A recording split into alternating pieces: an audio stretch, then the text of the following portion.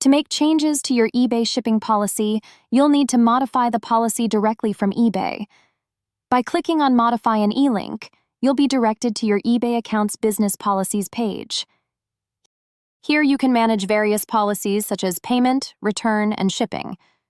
What your buyers will see in the live listing is the policy settings only, such as the carrier type, method, and cost. There is no space for manually entered information in this section of the listing. While you can't insert custom text in the policy itself, you can add text within your template, which is located in the description section of the eBay listing, below item specifics. To enter text, go back to your eLINK account. Head to the settings in the top right corner, then click on Templates. Choose whichever template you are wishing to edit, and click on Edit.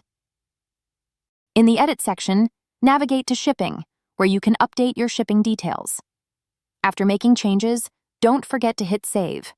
Then, proceed to your listed items.